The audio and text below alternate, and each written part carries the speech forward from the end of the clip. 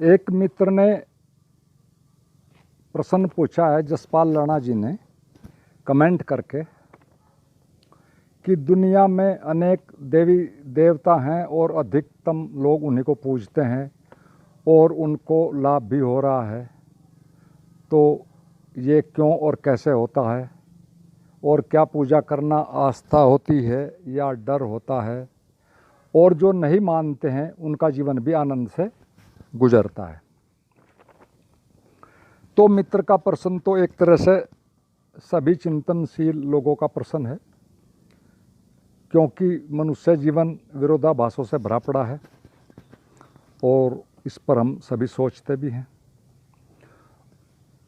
इस प्रश्न का उत्तर एक तरह से समझने के लिए पूरी तरह हमें कई बातों को समझना पड़ेगा, तभी कुछ बात जो एक तरह से साफ होगी। पहली बात तो यह है कि हमारा होना तीन चीज़ों से मिलकर बना है, शरीर, मन व चेतना। चेतना मूल है हमारे होने में, इसीलिए उसे कारण शरीर भी कहा जाता है। बाकी जीवन का सारा खेल 99% एक तरह से शरीर और मन के द्वारा ही खेला जाता है। और शरीर का मालिक मस्तिष्क है, जो कि एक सुपर कंप्यूटर है। उसमें जीवन में जो भी चारों ओर हो रहा है, जिसका कि हमें चेतन रूप से पता हो या ना भी हो, वह भी सब कुछ उसमें रिकॉर्ड होता रहता है। और यह सब एक तरह से वैज्ञानिक रूप से प्रमाणित हो चुकी बातें हैं। और दूसरा है मन, जिसमें इस जन्म की हर घटना व जानकारी तो रिकॉर्ड होती ही है मस्तिष्क की तरह, साथ ही साथ पिछली यात्रा का भी सब कुछ गहराई में भरा हुआ होता है। और मन मस्तिष्क यानी दोनों की मिलीजुली प्रक्रिया ही एक तरह से हमारे जीवन का संचालन करती है।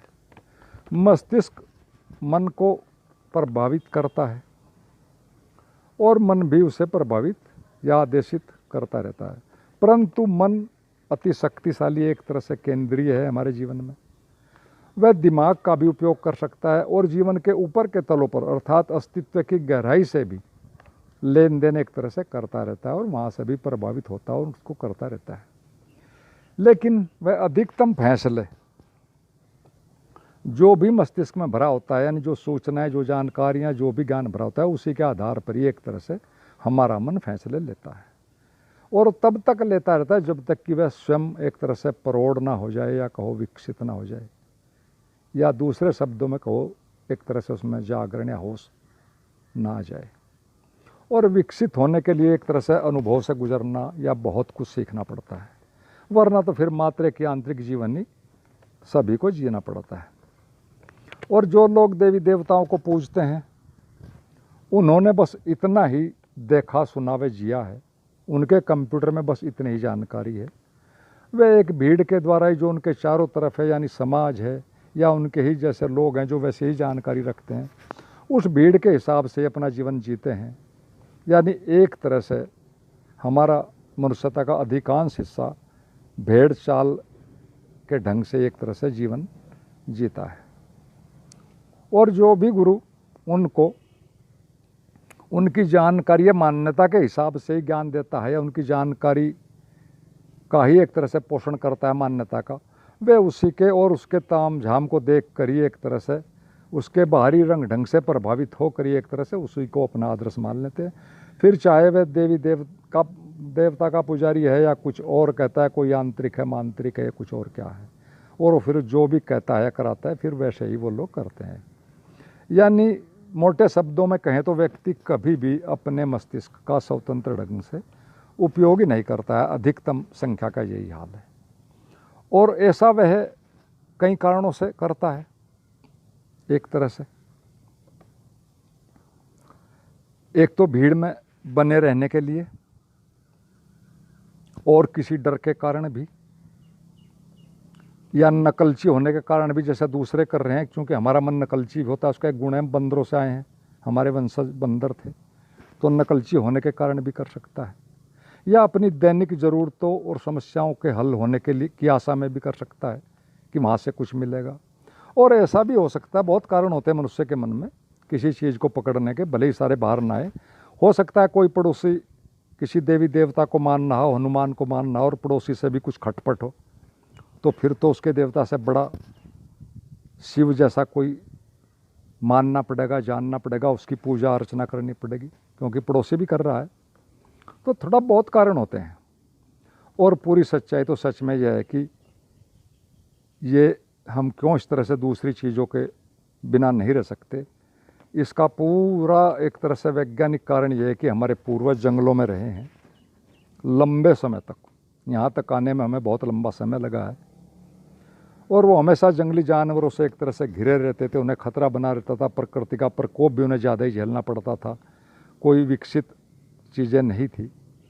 यानी उन्हें हर हाल में किसी दूसरे की ज़रूरत होती थी, चाहे वह मित्र हो, परिवार हो, और चाहे झूठा भगवान ही क्यों ना हो, उसकी उन्हें सख्त ज़रूरत होती थी अपने जीवन को जीने के लिए। तो एक तरह से उस वक्त वो बौद्धिक रूप से, मानसिक रूप से बहुत ही कम विकसित था उस समय का हमारा पूर्वज। और ये दोनों ही बातें, ये डर भी और ये घबराहट भी और एक तरह से भोजन संबंधी कुछ बातें भी, वहाँ से चलते चलते हमारी पीढ़ी दर पीढ़ी, एक पीढ़ी से दूसरी में हमारी जीन्स के द्वारा चली आई हैं, और वो एक तरह से अस्थायी हो गए हैं, क्योंकि लंबे समय तक उसमें हमारे पूर्वज जिए हैं। और आज के एक तरह से मनुष्य के अंदर आ गए, अचेतन रूप से आ गए हैं, उसे उनका पता नहीं होता, लेकिन उनसे प्रभावित सभी होते हैं। और इसी घटना से एक तरह से मनुष्य इतना भी ग्रसित हो चुका है लंबे समय में कि वह अकेला होने से ही डरता है, जो कि जागरण की एक तरह से अध्यात्म की एकमात्र स्थिति है, अकेला होना। लेकिन उसे तो दूसरा हर हाल में चाहिए, चाहे वह कुछ भी क्यों ना हो और कोई भी क्यों ना हो, इससे भी कोई मतलब नहीं। हालात तो यहाँ तक खराब है कि हम गलत लोगों तक को भी, सब जानते हुए भी कि गलत हैं, हमें कुछ न कुछ हानि ही पहुँचाते हैं, कभी लाभ की, हम उन्हें भी उलझाए रखते हैं, उनको भी एक तरह से पूरी तरह कट नहीं कर पाते। और एक बड़ी मोटी सी आपने बात सुनी होगी, एक गाना है, सब ने ही सुना होगा हमने, कि पल भर के लिए कोई हमें प्यार कर ले झूठाई से। यानी ये हमारी हालत है। तो हम अब दूसरा फैक्टर भी करते हैं, जानते हैं, जो एक तरह से हमारे जीवन में उसको भी समझना ज़रूरी है, कि हम आज तक ज़्यादा भोजन लेते हैं सिर्फ एक पुरानी जीन के कारण, अचेतन रूप से। और वो जीन ये कहती है, जो हमारे अंदर, जो हमें अचेतन रूप से प्रभावित करती है, कि पता नहीं कल भोजन मिले या ना मिले, क्योंकि हमारे पूर्वज इसी स्थिति में रहे बहुत लंबे समय तक। हालांकि अब सारी स्थिति बदल चुकी है। और एक वैज्ञानिक सर्वे के अनुसार दुनिया में जितने लोग भूख से मरते हैं, ठीक उतने ही लोग ज़्यादा खाना खाने से पैदा हुई बीमारियों के कारण मरते हैं। यानी अर्थ एक ही है कि हम यांत्रिक हैं। और इसमें मैं एक और थोड़ी बात बता दूं यहीं पर, कि हम ज़्यादा भोजन लेने से कैसे बच सकते हैं, वो भी एक बात है। रिसर्चों में ये पाया गया है कि हम जो भोजन लेते हैं और जो पेट में जाता है, उसकी पूरी सूचना हमारे मस्तिष्क में 3 मिनट के बाद पहुंचती है, कि भोजन सही आया है, कम आया है, ज़्यादा है, क्या आया है। लेकिन हम तो बीच में रुकते नहीं। यदि हम आधा भोजन लेने के बाद सिर्फ 3 मिनट तक भी रुक जाएं पूरी तरह, और फिर अगला भोजन लेने की मन में रखें, तो शायद 3 मिनट के बाद हम भोजन लें ही ना, क्योंकि ठीक जानकारी पहुंच जाएगी कि भोजन पर्याप्त हो चुका है, और हम बहुत सी बीमारियों से बच सकते हैं। लेकिन फिर वही बात आती है कि हमारा तो सारा जीवन ही यांत्रिक है।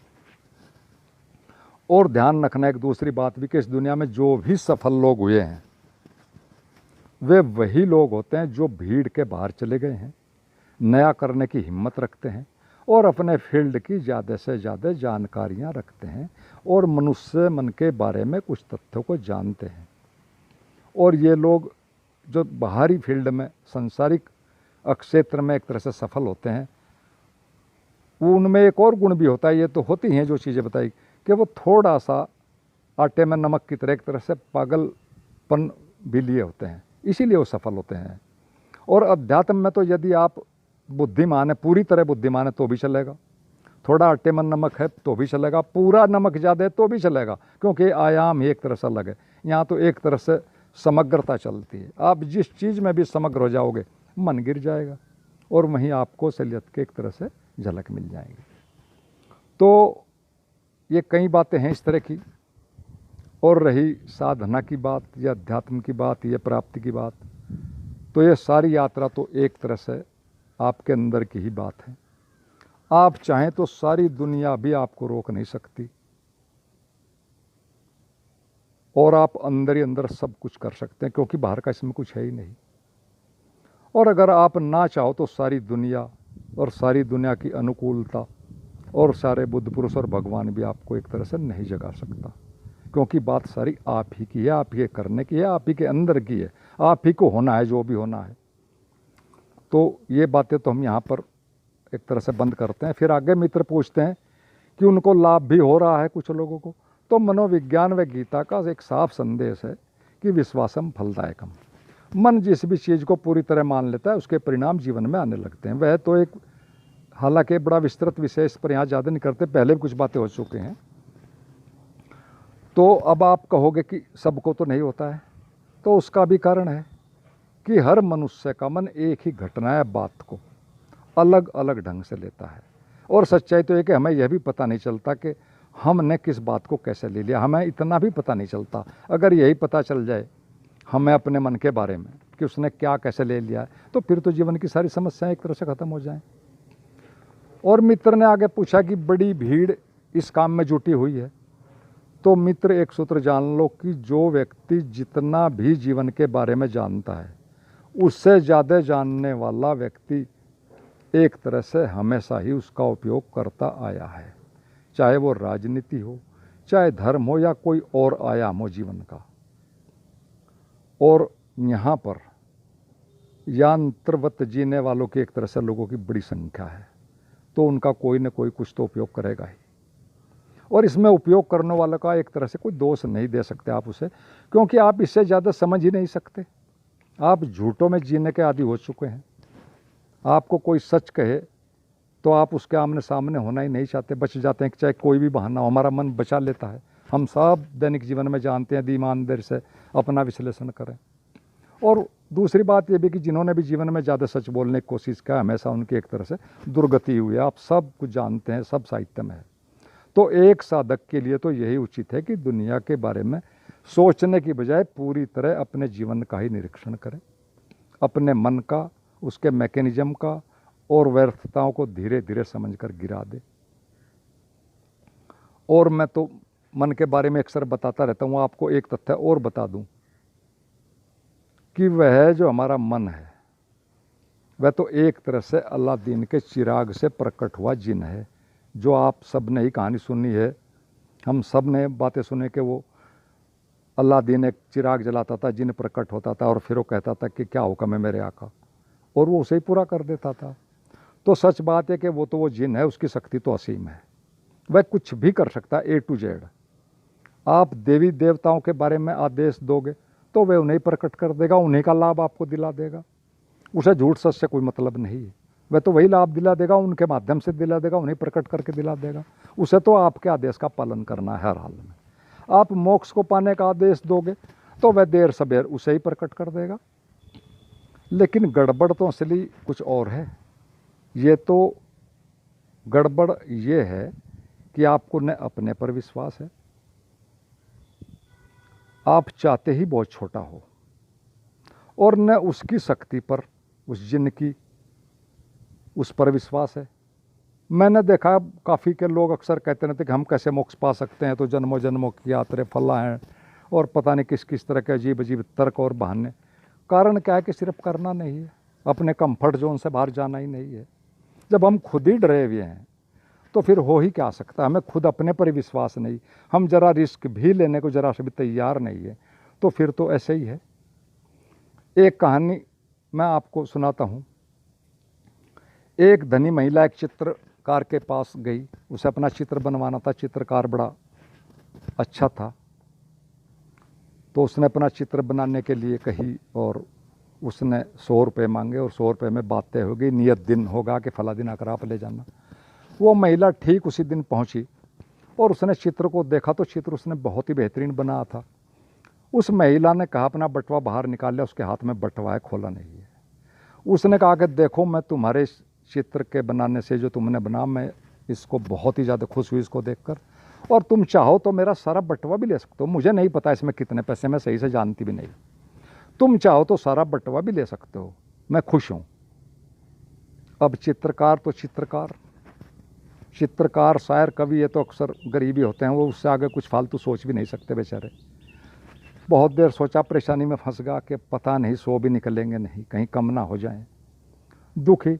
उसे थोड़ा इतना भी नहीं सोचा, अगर नहीं ही निकलेंगे तो कौन सी आफत आ जाएगी। एक चित्र फ्री बना दिया, धनी महिला है, 10 जगह दिखाएगी, जिक्र होगा और 10 ग्राहक आ जाएंगे, कौन सी आफत आ गई अगर कुछ निकला ही नहीं। तो उसने कहा कि नहीं, देखिए मैं कुछ नहीं कर सकता, मुझे आप परेशान मत करें, मुझे तो आप मेरे 100 रुपये दे दें। और उस महिला ने फिर उसके सामने बटवा खोला और उसको 100 रुपये दे दे। उस बटवे में तो 2-2 हज़ार के नोट भी भरे पड़े थे, पता नहीं कितने नोट थे। अब वो तो चली गई, वो बेचारा फिर रो रहा है कि देखो मैंने आज जीवन की सारी समस्याएं आज ही हल हो रही थी और मैं कितना मूर्ख हूँ। तो आदमी को तो अपने पर ही विश्वास नहीं है, और जब जिसे अपने पर विश्वास नहीं, उसका दूसरा कोई क्या उसकी सहायता करेगा। तो ये बात भी हम यहीं पूरी करते हैं। आगे मित्र आगे कहते हैं कि जो नहीं मानते वे भी एक तरह से आनंद से जीवन गुजार रहे हैं। तो मित्र थोड़ा इस बात को ध्यान से देखो, ध्यान रखना कि नहीं मानना भी एक मानना है, वो भी एक मान्यता है। वो देवी देवताओं को नहीं मानते, किसी और को नहीं मानते, वो सिर्फ अपनी बुद्धि और अपने श्रम पर विश्वास करते हैं। क्या जरूरत दूसरों को मानने की, आप भी उसी अस्तित्व के हिस्से हैं जिसके देवी देवता और सब दूसरे लोग हैं, आप भी उसी के हिस्से हैं। अपनी बुद्धि पर भी आप विश्वास करें, श्रम करें, तो वहाँ से भी पालोगे। सारी चीज़ तो एक ही है, सारा अस्तित्व जुड़ा है। और रही बात ये कि मानने की, तो मानना तो पड़ता है शुरू में। अपने को इतना मान लो, अपने पर विश्वास कर लो या किसी दूसरे पर कर लो, शुरुआत में तो सब करना ही पड़ता है। और बाहरी जीवन में तो बड़ा ज़रूरी है। और ये बात बाहरी जीवन की नहीं, एक साधक को भी शुरू में कुछ न कुछ मान कर ही चलना पड़ता है, वरना तो यात्रा एक तरह से शुरू ही नहीं होती। यात्रा कर ही नहीं सकता साधक, शुरू में इतनी बात समझता नहीं। और जब वो धीरे धीरे चलता है, फिर धीरे धीरे चीज़ें समझ में आती हैं, और फिर अंत में जाकर तो सारा जानना और मानना स्वयं एक तरह से सूखे पत्तों की तरह सब अपने आप ही गिर जाता है, और फिर वही रह जाता है एक तरह से, जो कि सच में हमेशा से ही है। तो मित्रों, आशा है कि एक तरह से प्रश्न का उत्तर साफ हुआ होगा। यदि आपको ये ठीक लगी हो, वीडियो अच्छी लगी हो, तो आप कमेंट करें, लाइक शेयर सब्सक्राइब करें। कोई मित्र फ़ोन पर बात करना चाहें कर सकते हैं, डिस्क्रिप्शन में मेरे नंबर भी हैं। और सभी मित्रों से निवेदन है कि इस चैनल के साथ साथ ही आप मुझे इंस्टाग्राम और ये फेसबुक पेज और ट्विटर पर भी एक तरह से फॉलो करें। उनके लिंक और उनके नाम वहाँ के भी मैं सब डिस्क्रिप्शन में नीचे दे दूंगा या दे दिए गए हैं। तो उन सब को भी आप एक तरह से उन पर भी फॉलो करें, या हमारा चैनल और ठीक रहेगा और ज़्यादा मित्रों तक ये चीज़ें पहुँचेंगी। और अंत में आप सभी को मुझे सुनने के लिए धन्यवाद, और सभी मित्रों को मेरा प्रणाम।